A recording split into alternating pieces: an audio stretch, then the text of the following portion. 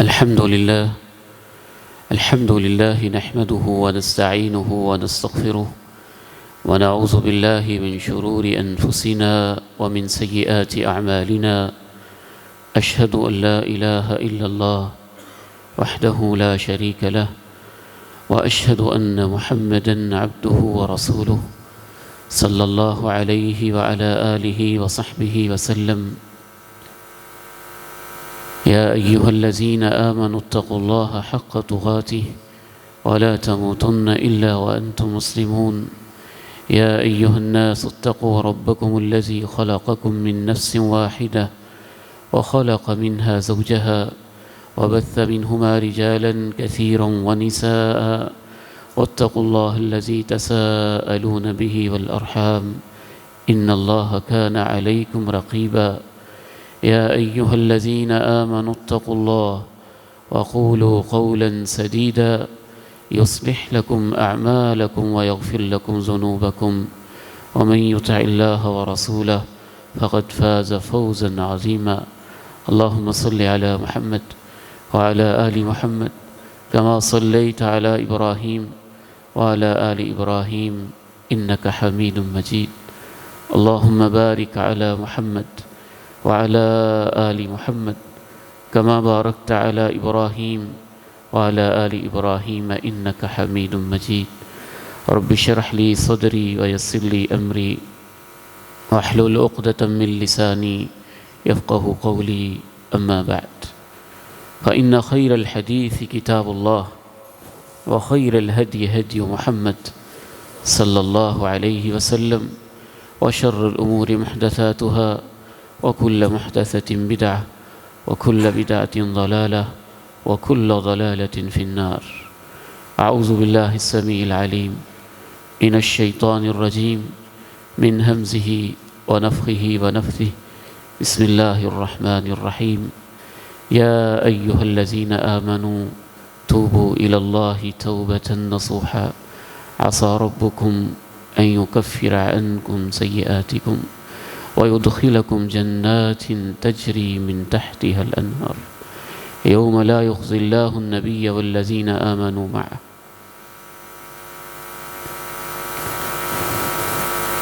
آدم کا ہر بیٹا خطا کار پیدا ہوا ہے.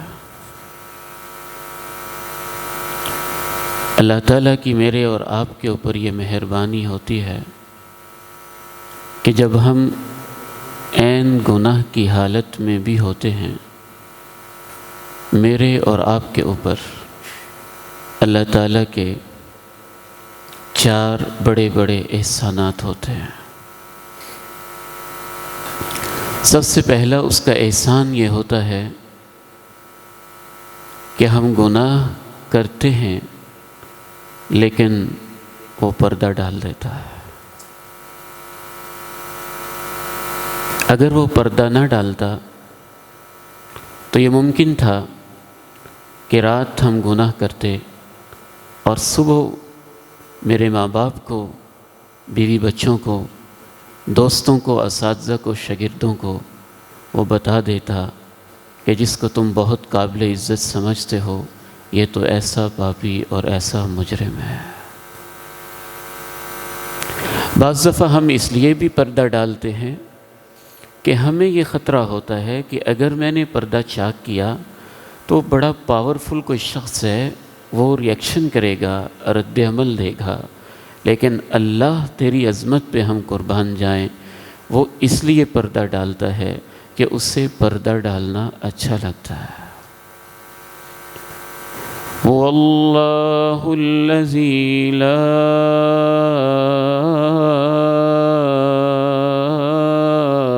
إِلَٰهَ إِلَّا هُوَ عَالِمُ الْغَيْبِ وَالشَّهَادَةِ هُوَ الرَّحْمَٰنُ الرَّحِيمُ. اللہ کی ہستی وہ ہے، اس کے سوا کوئی عبادت کے لائق نہیں. وہ غیب کو بھی جانتا ہے اور حاضر کو بھی جانتا ہے. مطلب تمہاری خلوتوں کو بھی جانتا ہے، جلوتوں کو جانتا ہے، صبحوں کو جانتا ہے، دوپہروں کو جانتا ہے، شاموں راتوں کو جانتا ہے. لیکن وہ سب کچھ جان کر بھی رحمان ہے اور رحیم ہے۔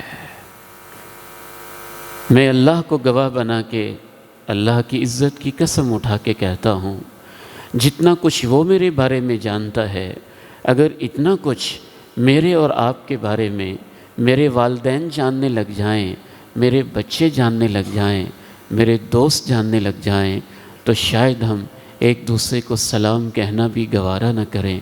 وہ کتنا رحیم ہے کہ سب کچھ جان کر بھی پردے ڈال دیتا ہے۔ وہ ستیر ہے، وہ کریم ہے، وہ رحمان ہے، وہ رحیم ہے۔ وہ جانتا ہے کہ میرے بندے خطا کریں گے، اور پھر وہ اپنی رحمت ستر پوشی کو اظہار میں ایسے لاتا ہے کہ سب کچھ کرنے کے باوجود وہ پردے ڈال دیتا ہے۔ نہ دروازوں پہ لکھتا ہے، نہ پیشانی پہ لکھتا ہے، نہ ماں باپ کو بتاتا ہے، نہ پردے چاک کر کے ذلیل و رسوا کرتا ہے، نہ وہ آسمان سے کوئی آواز لگا کے کہتا ہے کہ اس نے فلاں فلاں پاپ اور جرم کر لیا ہے، نہ وہ کسی کو خواب میں دکھا کے بتا دیتا ہے کہ یہ تو ایسا اور ایسا مجرم ہے۔ تو پہلا اس کا احسان یہ ہوتا ہے کہ وہ پردے ڈال دیتا ہے۔ دوسرا اس کا احسان یہ ہوتا ہے کہ وہ برداشت کر جاتا ہے۔ اس کا ایسا حوصلہ ہے، ایسا حلم ہے، وہ ایسا حلیم ہے، وہ ایسا کریم ہے، وہ ایسا بردبار ہے کہ اس کی زمین پہ رہتے ہوئے اس کے بندے اسی کے ساتھ شرک بھی کرتے ہیں، وہ پھر بھی اتنے حوصلہ والا ہے کہ سب کچھ دیکھ رہا ہوتا ہے۔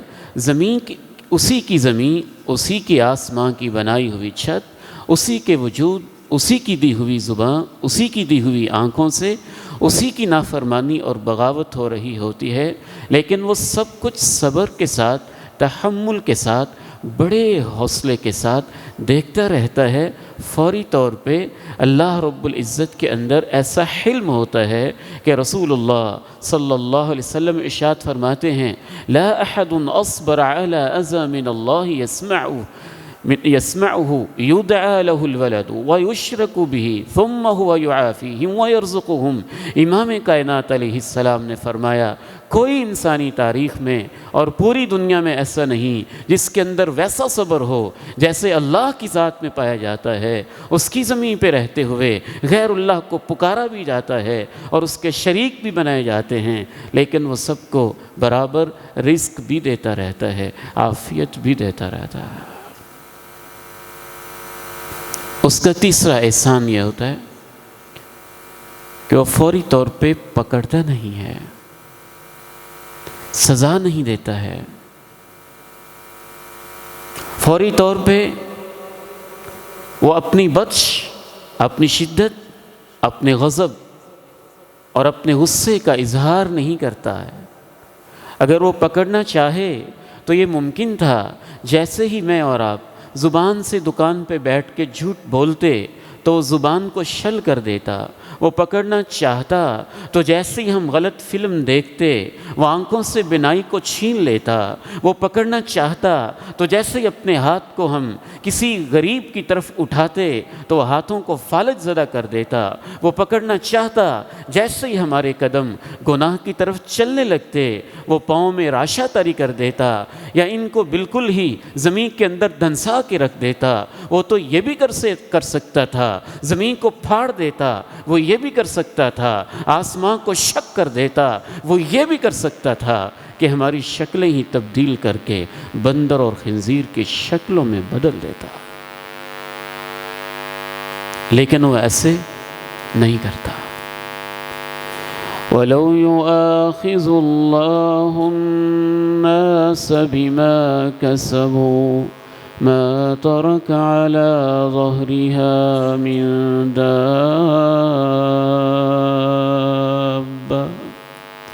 اگر اللہ انسانوں کو پکڑے ان کے اعمال کی وجہ سے تو ان کے اعمال ایسے ہیں کہ اس کی زمین کے اوپر کوئی جاندار بھی باقی نہ بچتا۔ تكاد السماوات يتفطرن منه وتنشق الأرض وتخر الجبال هدا أن دعوا للرحمن ولدا۔ آسمان پھٹا چاہتے ہیں، زمین شک ہوا چاہتی ہے جب لوگ یہ کہتے ہیں اللہ کی اولاد ہے۔ امام ابن قیم رحمہ اللہ تعالی لکھتے ہیں کہ وہ پکڑنے پہ آئے تو اس کے لیے پکڑنا کوئی مشکل تو نہیں ہے۔ آج کے انسان کی ساری ٹیکنالوجی اللہ کی قدرت اور اس کی پکڑ کے سامنے مٹی کے ایک پرزے سے، کاغذ کے ایک ٹکڑے سے، ایک معمولی ویٹ لیس چیز سے بھی زیادہ اوقات اور زیادہ حیثیت کوئی نہیں رکھتی۔ اس کو تو لمبے چوڑے انتظام بھی نہیں کرنے پڑتے ہیں۔ اسی ہوا کو وہ کہے تو آندھی بن جا، طوفان بن جا، تو قومیات کو ایسے پکڑتا ہے کہ جب وہ آندھی اور طوفان بن جاتی ہے، 7 لیال و 8 ایام حسوما، 7 راتیں اور 8 دن ایسی چلتی ہے کہ ایک ہفتے کے بعد ہستی بستی ہوئی پوری کی پوری آبادی ایسے اجڑ جاتی ہے جیسا کہ ان کے لاشیں یوں گری ہوتی ہیں جیسے کھجور کو تنوں سمیت کسی نے اکھاڑ کے پھینک دیا ہو۔ الحاقۃ ما الحاقۃ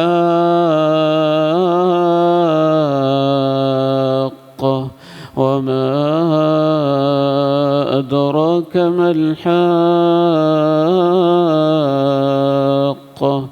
كذبت ثمود وعاد بالقارعة فأما ثمود فأهلكوا بالطاغية وأما عاد فأهلكوا بريح صرصر عاتية سخرها عليهم 7 ليال و8 أيام حسوما فترى القوم فيها صرعا كأنهم أعجاز نخل خاوية فهل ترى لهم من باقية۔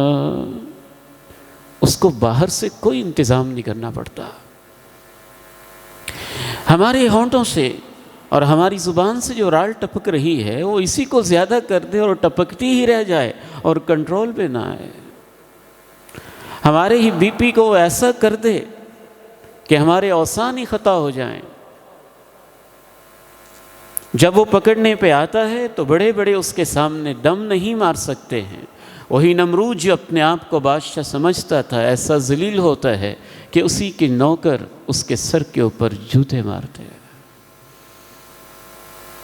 تو پہلا انعام یہ ہوتا ہے کہ وہ پردہ ڈال دیتا ہے، دوسرا انعام یہ ہوتا ہے وہ برداشت کرتا ہے، دیکھتا بھی رہتا ہے، تیسرا انعام یہ ہوتا ہے وہ فوری پکڑتا نہیں ہے، فوری سزا نہیں دیتا ہے، اور چوتھا انعام یہ ہوتا ہے اس کی محبت، اس کی ادائیں، اس کی صفتیں، اس کے نام، اس کی رحمتیں، اس کی عظمتیں، اس کی برکتیں، اس کی مغفرت، اس کی بخشش، اس کی کبریائی، اس کا جلال، اس کا جبروت، اس کی شان، اس کی صفتیں اتنی عظیم ہیں، نہ صرف یہ کہ پکڑتا نہیں ہے بلکہ انتظار میں رہتا ہے، بندہ ہے کب واپس آئے گا، میرا ہی ہے کب واپس آئے گا۔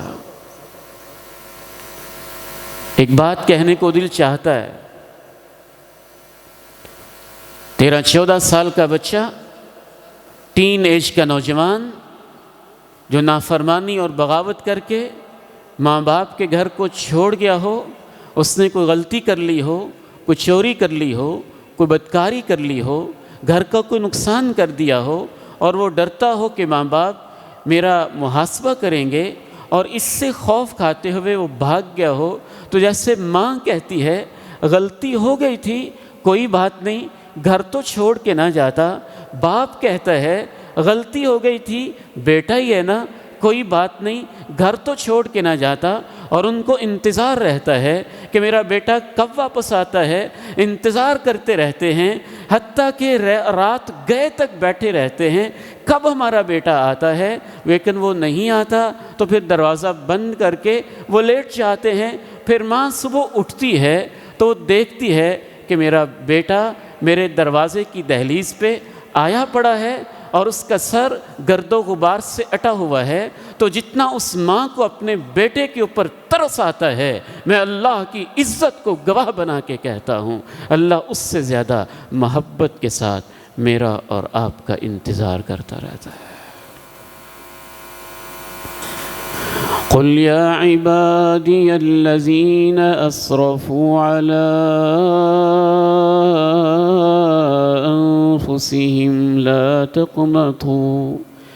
لا تقنطوا من رحمة الله إن الله يغفر الذنوب جميعا إنه هو الغفور الرحيم وأنيبوا إلى ربكم وأسلموا له من قبل أن يأتيكم العذاب ثم لا تنصرون۔ انہیں کہہ دیجئے میرے پیارے نبی صلی اللہ علیہ وسلم، اے میرے وہ بندو جنہوں نے اپنی جانوں پہ ظلم کر رکھے ہیں، میری رحمت سے امید مت توڑنا، بے شک میں تو وہ ہوں کہ سبھی گناہوں کو معاف کر دیتا ہوں، اس لیے کہ غفور بھی ہوں اور رحیم بھی ہوں۔ تو یہ چار بڑے بڑے انعامات ہوتے ہیں، گناہ کی حالت میں بھی اور گناہ کے بعد بھی۔ تو اس صورتحال میں ہمارا فرض کیا بنتا ہے، ہماری ذمہ داری کیا بنتی ہے، وہ اللہ تعالیٰ نے ایک مقام پہ بیان کی ہے۔ یہ سورہ تحریم ہے اور یہ آیت آپ بار بار پڑھیے گا گھر جا کے، آیت نمبر 8۔ یا ایہا الذین آمنوا توبوا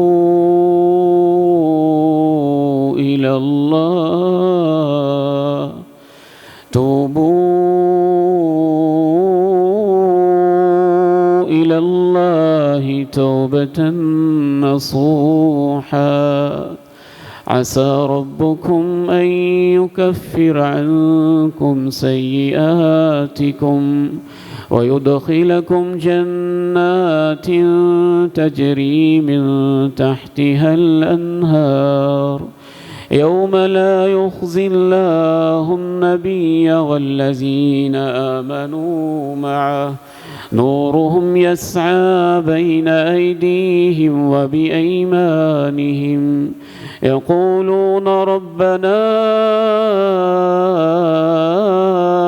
أتمم لنا نورنا واغفر لنا إنك على كل شيء قدير۔ اے ایمان والو، تم اللہ کی طرف توبہ کرو، ایسی توبہ نصوحہ جو آخری درجے میں خالص ہو۔ نصح عربی زبان میں خالص چیز کو کہتے ہیں، عسل ناصح اس شہد کو کہتے ہیں جس کے اندر کوئی ملاوٹ نہ ہو۔ النصیحہ محبت بھرے ان کلمات کو کہتے ہیں جو آپ خلوص کے ساتھ کسی دوسرے کے سامنے پیش کرتے ہیں۔ تو نصوحہ کا عربی زبان میں معنی ہے خالص توبہ۔ خالص توبہ کون سی ہوتی ہے اور توبۃ نصوحہ کب بنتی ہے، اس کی چند ایک علامات ہیں، اور ان میں سب سے پہلی علامت یہ ہوتی ہے کہ ایمان والے جلدی واپس آ جاتے ہیں۔ جیسے ہی ان سے غلطی ہو جاتی ہے تو ان کو یاد آ جاتا ہے کہ اتنی بڑی ہستی ہم نے اس کی نافرمانی کر لی، اتنے کمزور ہو کے بھی ہم نے اس کی بغاوت کر لی۔ فوراً جلدی ہی توبہ کرتے ہیں، وہ انتظار نہیں کرتے بوڑھا ہو کے کروں گا، وہ انتظار نہیں کرتے ریٹائرمنٹ کے بعد کروں گا، وہ انتظار نہیں کرتے حج سے واپس آ کے کروں گا، وہ انتظار نہیں کرتے بیٹیوں کی شادی کر کے پھر میں سود چھوڑوں گا، وہ انتظار نہیں کرتے بس میرا یہ ایک کام رہتا ہے یہ کر کے کر لوں گا۔ نہیں، اہل ایمان کی توبۃ نصوحہ یہ ہوتی ہے کہ جلدی ان کو احساس ہو جاتا ہے۔ انما التوبۃ علی اللہ للذین یعملون السوء بجہالہ ثم یتوبون من قریب۔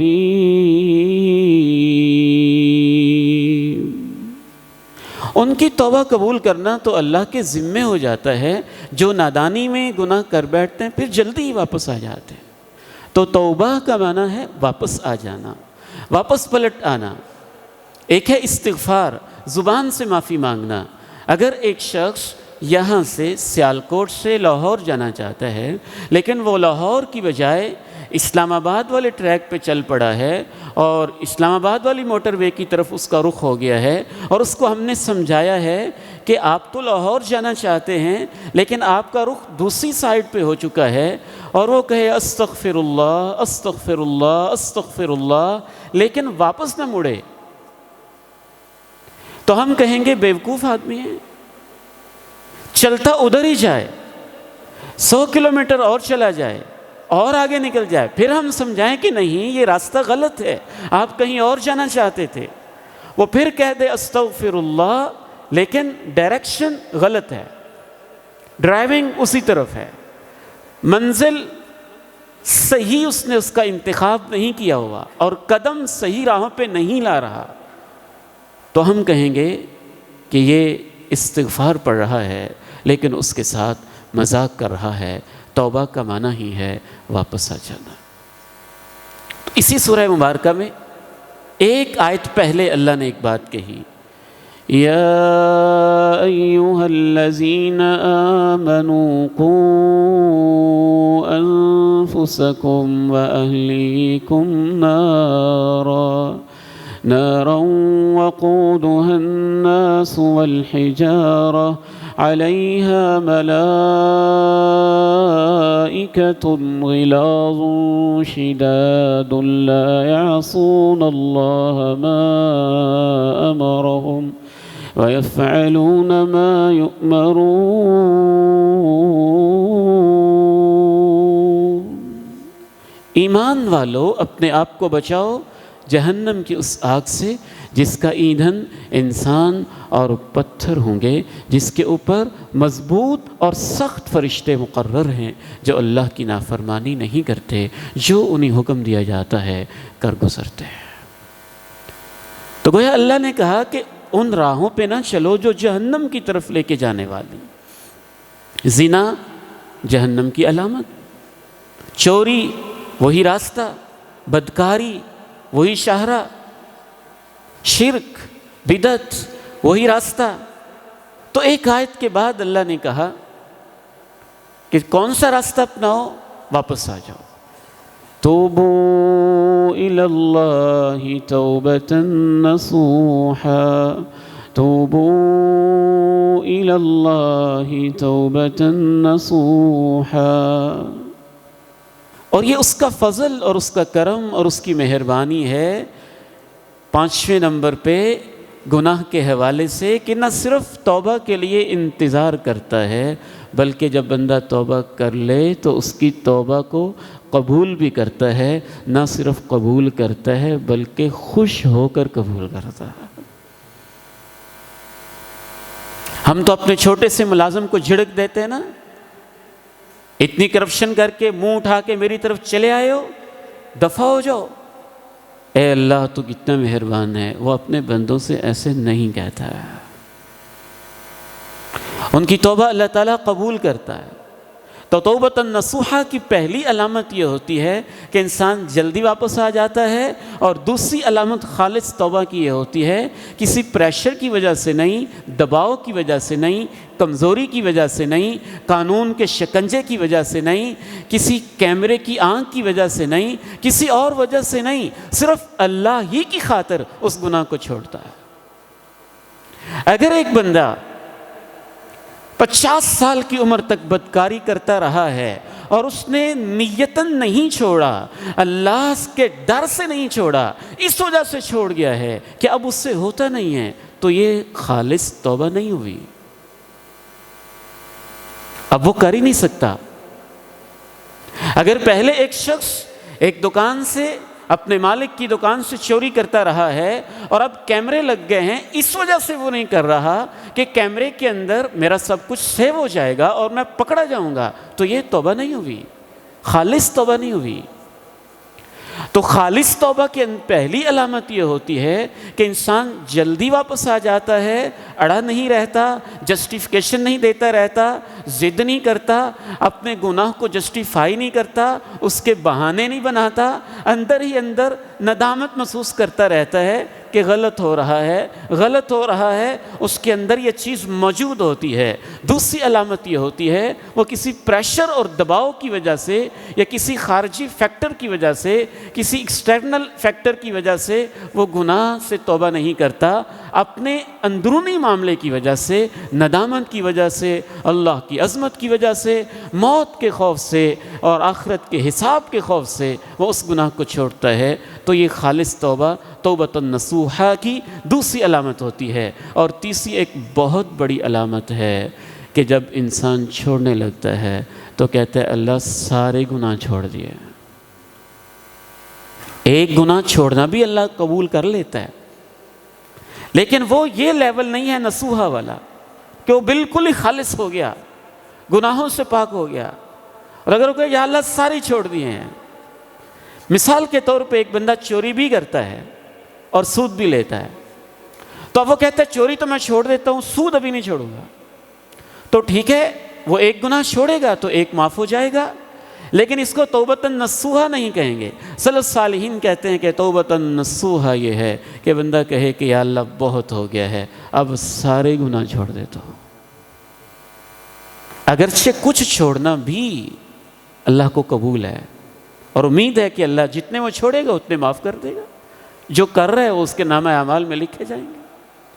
لیکن اعلیٰ درجہ، آخری لیول توبۃ نصوحہ والا یہ ہوگا کہ وہ سارے چھوڑ دیتا ہے۔ اور چوتھی علامت یہ ہوتی ہے کہ اس کے دل میں کہیں بھی یہ خیال نہیں ہوتا کہ موقع ملے گا تو دوبارہ کر لوں گا، وقتی طور پہ چھوڑ دیتا ہوں، معافی مانگ لیتا ہوں، اللہ تعالیٰ معاف کر دیتا ہے، رمضان کے بعد پھر کر لیں گے، تاک رات ہے، آج تو معافی مانگنے کے لیے آئے ہوئے ہیں، معافی مانگ لیں گے، معاف ہو جائیں گے، پھر کر لیں گے، عمرہ کریں گے، گناہ معاف ہو جائیں گے، واپس آئیں گے، پھر شروع کر لیں گے، حج پہ جاتے ہیں، جو کچھ کیا تھا معاف ہو جائے گا، واپس آئیں گے، پھر نئے سرے سے شروع کر دیں گے۔ تو یہ بھی توبۃ نصوحہ نہیں ہوئی۔ وہ اس نیت سے کرتا ہے کہ جب تک سانس باقی ہے اللہ میں نے یہ گناہ دوبارہ نہیں کرنا۔ یہ شرط نہیں ہے کہ دوبارہ ہو نہ، ممکن ہے اس سے دوبارہ ہو جائے، لیکن جب اس نے چھوڑا تھا نیت اس کی خالص تھی، تو پھر اللہ معاف کرنے والا ہے۔ وہ دل کے معاملات، دل کی نیت کو جانتا ہے، اس کی نیت خالص ہو، ارادہ یہی ہو، عزم یہی۔ ایک دو گزارشات کر کے انشاءاللہ دوسرے خطبہ میں ایک اہم موضوع آپ کے سامنے رکھنا ہے، عشرہ ذی الحجہ کے حوالے سے۔ صحابہ کی زندگیوں سے ہمیں توبۃ نصوحہ کا سبق ملتا ہے۔ جناب ابو لبابہ رضی اللہ ایک راز فاش کر دیتے ہیں، فوراً احساس ہو جاتا ہے اتنی بڑی غلطی ہو گئی، اللہ کے پیغمبر نے روکا بھی تھا، دیکھنا راز فاش نہ کرنا، واپس آ جاتے ہیں اور اپنے آپ کو خود ہی مسجد نبوی کے ستون سے باندھ دیتے ہیں۔ مجھے اور آپ کو اللہ مسجد نبوی کی زیارت نصیب فرمائے۔ وہ جو ریاض الجنہ کے اندر ستون ہے نا، اوپر نام لکھے ہوئے ہیں، اور ان میں سے ایک ستون کے اوپر نام لکھا ہے اب بھی اسطوانۃ ابی لبابہ۔ یہ وہ ستون ہے جس کے ساتھ ابو لبابہ نے اپنے آپ کو باندھ لیا تھا۔ اللہ مجھ سے اتنی بڑی غلطی ہو گئی، ایک راز فاش کر بیٹھا، اب میں اپنے آپ کو باندھ رہا ہوں، جب تک اللہ کے پیغمبر نہیں کھولیں گے میں بندھا ہی رہوں گا۔ نماز کے وقت ان کی اہلیہ یا کوئی ان کو کھول دیتا ہے، نماز پڑھتے ہیں، پھر اپنے آپ کو باندھ لیتے ہیں، حتیٰ کہ اللہ کے پیارے نبی علیہ السلام کہتے ہیں کہ ابو لبابہ تیری توبہ رات کے آخری پہر میرے رب نے قبول کر لی ہے۔ جناب کعب ابن مالک، غلطی ہو جاتی ہے، خطا ہو جاتی ہے، غزوے سے پیچھے رہ جاتے ہیں اور زندگی اجیرن بن جاتی ہے۔ اللہ کے نبی علیہ السلام کے اس صحابی کو توبہ کو اللہ ایسی قبول فرماتا ہے کہ اللہ اس کی توبہ کی قبولیت کو قرآن کا حصہ بنا دیتا ہے۔ وَعَلَى الثَّلَاثَةِ الَّذِينَ خُلِّفُوا، اور خوشی کے اندر یہ بھی توبۃ نصوحہ کی علامت ہوتی ہے، ایک پانچویں، کہ بندہ اس کے بعد نیک اعمال، صدقہ و خیرات زیادہ کرنا شروع کر دیتا ہے۔ جناب کعب کہتے ہیں اے اللہ تو نے میری توبہ قبول کر لی ہے، اے اللہ کے پیارے نبی علیہ السلام گواہ ہو جائیے اس خوشی میں کہ میری توبہ قبول ہو گئی ہے، میں اپنا سارے کا سارا مال جتنا بھی ہے اللہ کی راہ میں وقف کر رہا ہوں۔ اللہ کے پیارے نبی فرماتے ہیں نہیں، سارا نہیں وقف کرنا، کچھ اپنے پاس رکھو۔ زندگی بہت مختصر ہے۔ وہ میٹنگ کر رہا تھا لیپ ٹاپ پہ، کلاؤڈ کے اوپر بیٹھا تھا، کنٹری لیول کا مینیجر تھا، 23-24 سال محض اس کی عمر تھی، انگلیاں لیپ ٹاپ کے اوپر تھی، میٹنگ کے منٹس چل رہے تھے، ڈسکشن ہو رہی تھی، آن لائن بیٹھے بیٹھے ہی یوں ہاتھوں میں تکلیف ہوتی ہے، موبائل کی طرف ہاتھ بڑھاتا ہے، ابھی موبائل پکڑتا نہیں ہے کہ اس سے پہلے ہی اللہ کا بلاوا آ جاتا ہے۔ یہ دن بہت ہی فضیلت والے ہیں، اور بعض دفعہ یوں محسوس ہوتا ہے کہ رمضان میں جو توبہ نہیں کر سکے اللہ ان کے لیے ذوالحجہ کے 10 دن لے آتا ہے کہ چلے تب نہیں اب کر لو۔ یہ بھی بڑی فضیلت والے ہیں، بڑے خیر والے ہیں۔ ایک کنسپٹ ہمارا اور صحیح ہونے والا ہے کہ ہم یہ سمجھتے ہیں کہ توبہ گناہ سے ہوتی ہے، اور ہم پھر یہ سمجھتے ہیں کہ گناہ کیا ہوتے ہیں، شرک ہے، بدعت ہے، چوری ہے، زنا ہے، قتل ہے، ڈاکہ ہے، غیبت ہے، بہتان ہے، الزام تراشی ہے، دھوکہ دہی ہے، سود ہے، رشوت ہے، کوئی شک نہیں، قتل، دنگا فساد، لڑائی جھگڑا، جھوٹ ہے، یہ سب گناہ ہیں۔ لیکن یاد رکھیے شیخ الاسلام امام ابن تیمیہ رحمہ اللہ فرماتے ہیں جن سے اللہ نے روکا ہے ان کو کرنا جس طرح گناہ ہے، ویسے ہی جو اللہ نے ذمہ داریاں لگائی ہیں ان کو نہ کرنا بعض دفعہ اس سے بڑا گناہ ہوتا ہے۔ ایمانداری کے ساتھ بتائیے، آپ نے اپنی دکان پہ ایک ملازم رکھا ہو اور آپ نے کہا ہو کہ بیٹے آپ کی اتنی سیلری ہے، دیکھیے یہ میرا غلہ ہے، میں آپ پہ ٹرسٹ کرتا ہوں، اس میں سے آپ نے کوئی ایسا معاملہ نہیں کرنا ہے۔ وہ کہے ٹھیک ہے سر، ٹھیک ہو گیا، طے ہو گئے سارے معاملات۔ پھر آپ نے کہا کہ آپ کی یہ ذمہ داری ہے کہ آپ نے 8 بجے پہنچنا ہے، 12 بجے تک ڈیوٹی دینی ہے، کسٹمرز کو ڈیل کرنا ہے، اچھے اخلاق سے ان سے ملنا ہے، حساب کتاب بھی ٹھیک رکھنا ہے، اور جو اس کو چیز چاہیے وہ آپ نے لا کے دینے بھی ہے، اور وہ چپ کر کے سارا دن بیٹھا رہے، نہ کسی کو ڈیل کرے، نہ کوئی ذمہ داری ادا کرے، نہ وہ وقت پہ پہنچے، نہ کوئی حساب کتاب رکھے، نہ کسی چیز کو نوٹ کرے۔ آپ آ کے اس سے پوچھیں کہ یہ آپ نے سارا دن کیسے گزار دیا؟ وہ کہے دیکھیے میں نے گلے کو ہاتھ بھی نہیں لگایا ہے اور میں نے 1 روپیہ بھی چوری نہیں کیا، دیکھیں میں کتنا اچھا بندہ ہوں۔ تو آپ کہیں گے تیرے اچھے ہونے کا مجھے کیا فائدہ ہے؟ ایک کام جس سے روکا تھا چلیں اس سے تو بچ گیا، اور کوئی ذمہ داری تو نے ادا کی نہیں۔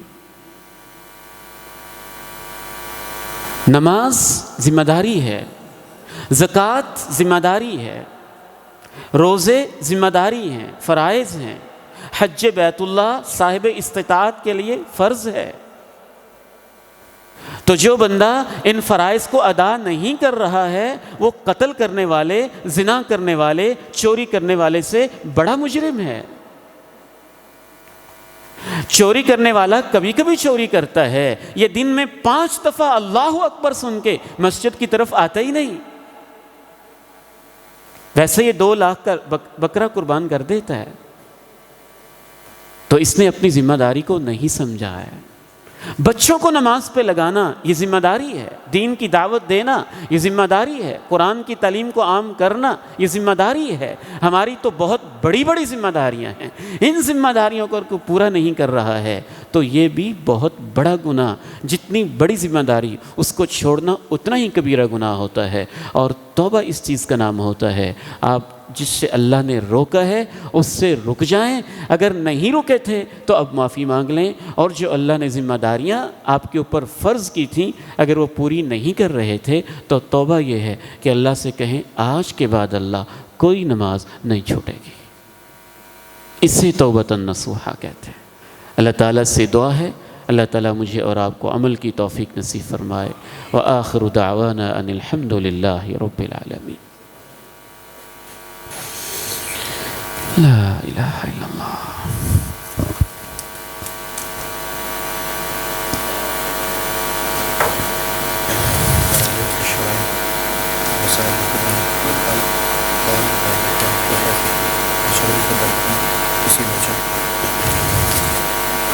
الحمد للہ والصلاة والسلام علی رسول اللہ۔ اشہد ان لا الہ الا اللہ وحدہ لا شریک لہ واشہد ان محمدا عبدہ ورسولہ صلی اللہ علیہ وعلی آلہ وصحبہ وسلم، اما بعد۔ اعوذ باللہ من الشیطان الرجیم، بسم اللہ الرحمن الرحیم۔ والفجر ولیال عشر والشفع والوتر۔ جو عشرہ آپ اس وقت گزار رہے ہیں اس کو عشرہ ذی الحج کہتے ہیں۔ آج اس کی 2 تاریخ ہے۔ ذو الحج آخری مہینہ ہے ہجری تقویم کے لحاظ سے، اور اسی کی 10 تاریخ کو عید الاضحیٰ پڑھی جاتی ہے۔ اس عشرہ کی پہلی خصوصیت یہ ہے کہ اس میں اللہ رب العزت نے اپنے دین کو مکمل کیا ہے۔ الیوم اکملت لکم دینکم واتممت علیکم نعمتی، یہ آیت مبارکہ اللہ رب العزت نے اسی عشرہ کے اندر نازل کی۔ قرآن مجید زمین کے اوپر اسی عشرہ میں مکمل ہوا، قرآن مجید کی امپلیمنٹیشن زمین کے اوپر اسی عشرہ میں مکمل ہوئی، شریعت اسی عشرہ کے اندر مکمل ہوئی۔ جس طرح سے لیلۃ القدر میں قرآن مجید آسمان دنیا پہ نازل ہوا تو وہ سب سے افضل رات بن گئی، اس طرح سے اس عشرے میں قرآن مجید زمین کے اوپر 23 سال کے بعد پورا ہوا اور یہ عشرہ سب سے افضل عشرہ بن گیا۔ دوسری خصوصیت اس عشرہ کی ہے کہ اللہ تعالیٰ نے قرآن مجید میں اس عشرہ کی خصوصی طور پہ منشن کر کے قسم اٹھائی، والفجر ولیال عشر، مجھے فجر کی قسم ہے اور 10 راتوں کی قسم ہے۔ اکثر مفسرین کے نزدیک اس سے مراد عشرہ ذی الحج۔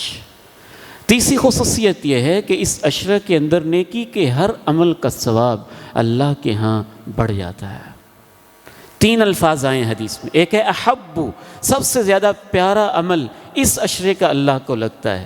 دوسرے الفاظ ہیں ازکا، اس عشرے کے اندر کی ہوئی نیکی سب سے زیادہ گناہوں کو پاک کرتی ہے۔ تیسرے الفاظ ہیں اعظم، اس عشرے کے اندر کی ہوئی نیکی اللہ کو سب سے عظیم لگتی ہے۔ کتنا بڑھ جاتا ہے ثواب یہ کسی حدیث میں نہیں ہے، بعض تابعین اور صحابہ کے اقوال ہیں جن کی سند میں کچھ ضعف ہے کہ 700 گنا تک بڑھ جاتا ہے۔ اللہ تو مہربان ہے، ہم اس کی لمٹ بیان نہیں کر سکتے، لیکن ہمارا اتنا ایمان ہے کہ اس عشرے کے اندر ہر نیکی کا ثواب بڑھ جاتا ہے۔ تیسری خصوصیت، حتیٰ کہ صحابہ نے پوچھا کہ عام دنوں کا جہاد اس عشرہ کی نیکی کے برابر وہ بھی نہیں ہو سکتا؟ فرمایا عام دنوں کا جہاد اس عشرہ کے اعمال صالحہ اور جہاد کے برابر نہیں ہو سکتا، الا کہ کوئی ایسا شخص ہو جو جہاد پہ نکلا اور اس نے اپنا مال بھی قربان کر دیا اور اپنی جان بھی اللہ کی راہ میں لٹا دی، تو اس کا تو کوئی مقابلہ نہیں ہے۔ چوتھی خصوصیت اس عشرہ کی یہ ہے کہ نبی علیہ الصلاۃ والسلام اس عشرہ کے پہلے 9 دنوں کا روزہ رکھتے تھے۔ سنن ابی داؤد کے اندر اس کی وضاحت موجود ہے۔ 5ویں خصوصیت یہ ہے، اگر 9 دنوں کا آپ نہ بھی رکھ سکیں تو خصوصاً 9 تاریخ کا روزہ عید سے 1 دن پہلے، اور وہ روزہ ہماری مقامی رویت کے حساب سے ہے۔ سعودیہ کی تاریخ کے حساب سے لوگوں نے اپنی طرف سے اشکال پیدا کر لیا ہے۔ وقوف عرفہ کا تعلق اس روزے کے ساتھ کوئی نہیں ہے۔ وقوف عرفہ والوں کے لیے، حاجیوں کے لیے تو وہ روزہ ہے ہی نہیں۔ وقوف عرفہ شروع ہوتا ہے زوال کے وقت، روزہ شروع ہوتا ہے سحری کے وقت۔ بعض ممالک ایسے ہیں جہاں 9 تاریخ سعودیہ سے پہلے ہوتی ہے، بعض ممالک ایسے ہیں جہاں جب حاجی وقوف کر رہے ہوتے ہیں تو اس وقت ان کے ہاں رات ہوتی ہے۔ 9 تاریخ اصل چیز ہے، 9 تاریخ کے روزے کی یہ خصوصیت ہے۔ امام کائنات علیہ السلام فرماتے ہیں مجھے امید ہے کہ اس ایک روزے سے اللہ پچھلے اور اگلے سال کے گناہوں کو معاف کر دیتا ہے۔ 6ٹھی خصوصیت، اس عشرے کے اندر جو قربانی کا ارادہ رکھتا ہے اسے یہ حکم دیا گیا ہے لا یأخذن من شعرہ ولا من اظفارہ شیئا، نہ وہ ناخن تراشے اور نہ ہی وہ بالکل کسی قسم کے جسم کے بال کاٹے۔ یہ اس وجہ سے ہے کہ حالت احرام کے اندر حاجیوں کے اوپر پابندی ہوتی ہے کہ وہ بال نہیں کاٹیں گے، ناخن نہیں تراشیں گے، تو یہاں رہنے والے لوگ ان کے ساتھ مشابہت اور مماثلت اختیار کرتے ہوئے کہتے ہیں اللہ ہم وہاں جا تو نہیں سکے لیکن اس طرح کی کیفیت ہم بنا رہے ہیں، ان سے مشابہت اختیار کرتے ہیں، تو ممکن ہے اس مشابہت کی وجہ سے اللہ رب العزت ان کے عمل کے اندر حاجیوں والے کتنی برکتیں پیدا فرماتے ہیں۔ 7ویں خصوصیت اس عشرہ کی یہ ہے کہ اس کے اندر وہی 9 تاریخ والا دن افضل الایام ہے۔ جیسے لیلۃ القدر سب راتوں سے افضل ہے، 9 تاریخ دنوں میں سب سے افضل دن ہے، اتنا افضل دن ہے۔ امام کائنات فرماتے ہیں ما من یوم اکثر من ان یعتق اللہ فیہ عبدا من النار من یوم عرفہ، پورے سال کے اندر اللہ جہنم سے اتنے لوگوں کو آزاد نہیں کرتا جتنے لوگوں کو اللہ 9 تاریخ میں جہنم سے آزادیاں دے دیتا ہے۔ 7ویں خصوصیت اس کے اندر یہ ہے کہ اس کی 10 تاریخ قربانی کا دن ہے اور وہ افضل ترین دن ہے۔ 8ویں خصوصیت اس عشرہ کی یہ ہے کہ اس عشرہ کے اندر مدینے کا ماحول بدل جاتا تھا۔ صحابہ کرام بازاروں میں نکلتے اللہ اکبر لا الہ الا اللہ واللہ اکبر وللہ الحمد، اللہ کی عظمت کے ترانے گایا کرتے تھے۔ کان ابن عمر و ابو ہریرہ یخرجان الی السوق فیکبران ویکبر الناس بتکبیرہما، عبداللہ ابن عمر، ابو ہریرہ بازاروں میں بغیر کسی کام کے چلتے پھرتے تکبیریں کہتے رہتے، حتیٰ کہ بازار کے لوگ بھی ان کے ساتھ ان کی آواز کو سن کے تکبیرات شروع کر دیتے۔ آخری ایک خصوصیت اس عشرہ کی یہ ہے کہ اس عشرہ کے اندر حاجی حج کر رہے ہوتے ہیں،